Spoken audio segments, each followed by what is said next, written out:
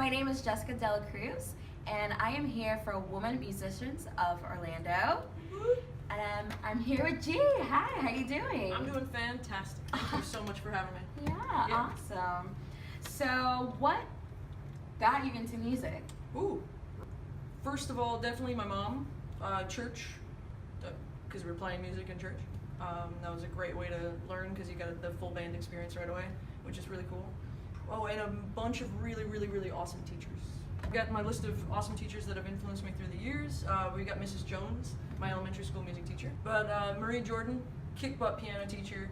Artie Almeida, I had like the best experience doing my internship with her. Dennis Scatia, my high school band director. Ron Ellis, you rock everything. Gail Robertson, taking tuba lessons from her.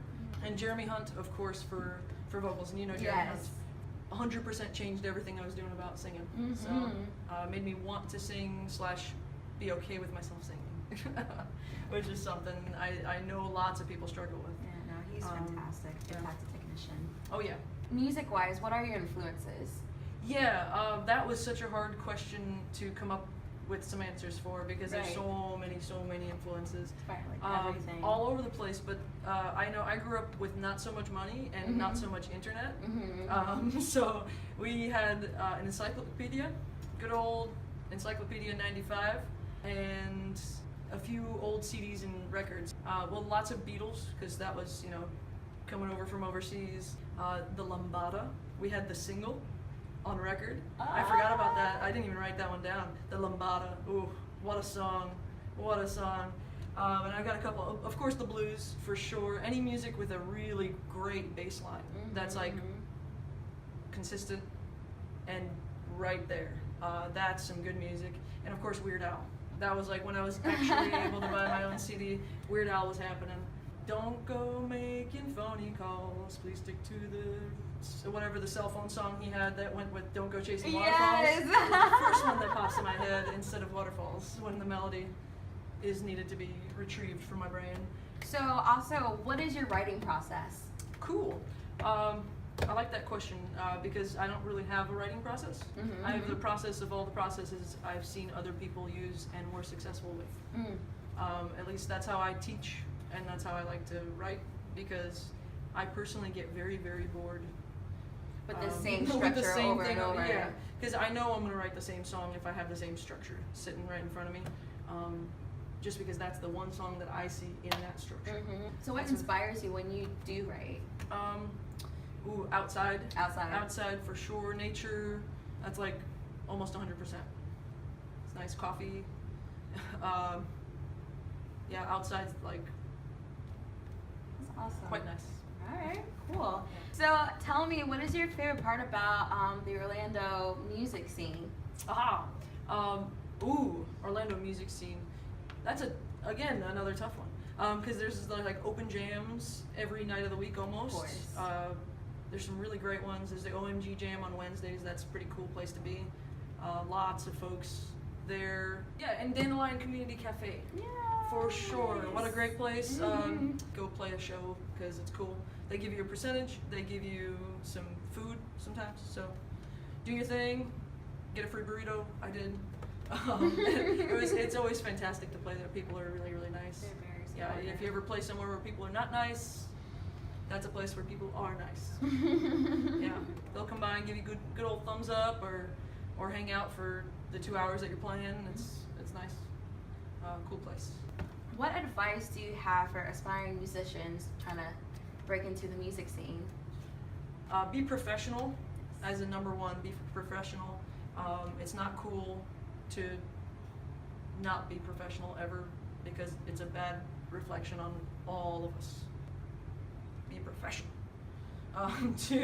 Let's see, use your time wisely. So practice before you book a gig, or book a gig and then practice your face off. Yeah. Spend your time booking gigs in places you know your music will fit with, so that you don't have to have that situation where you show up to a place, play your music, and it's not what the place is, and you now messed up with a contact. First off, you can't go back there and you have that sound that they're looking for. Right. If you have it, you know, you never know. So be professional, use your time wisely, and you're worth it. You are worth it. That's like for sure. Yeah. That's what you have to, because it's your job, it's your brand, it's your you. You are worth it. So if you don't feel like you are, you are. Do it. Do it. Just do it. That shirt will push everyone in the right direction. So I want to know what artists you are obsessed with currently right now. Ooh, cool. So right now I am learning a lot of music. I'm learning, I don't want to just say country because it's country, but it's the old stuff, the new stuff, the sometimes not so good stuff, and then some of the really, really awesome stuff. And some of the pop country. So that was my vague way of saying I'm learning country. And yeah, exactly. As much of it as possible. It's a lot. It's a heavy one, but it's fun. I'm playing bass with a country band, and we're playing all over, so it's super fun. That's Keara and the band.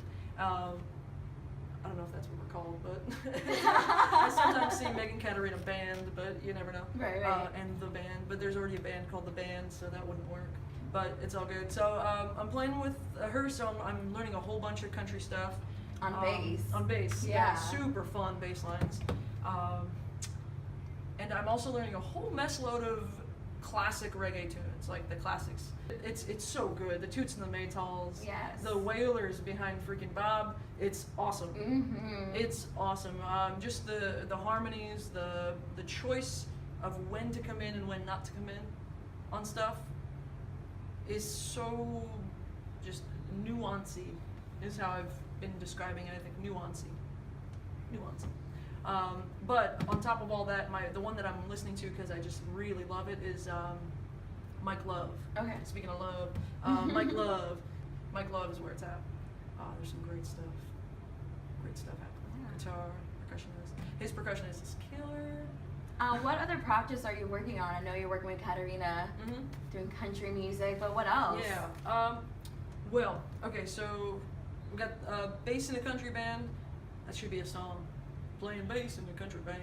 High and Mighty is the Armenian reggae band that I've got going on. That's the early recording.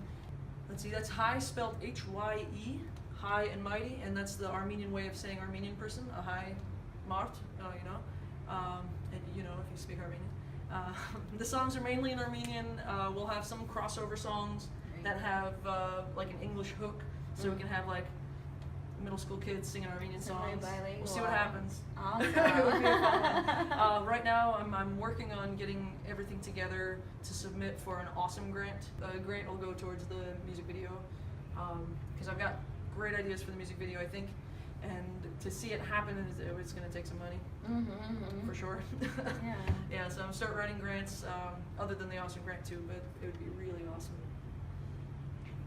I've got the Addams Family Band. Yes. That's my full group. I do solo as a solo one-woman band, and the full group as well. We play sometimes for Bike Week and like Biketoberfest. All those really cool. We get the Led Zeppelin stuff out. Super fun.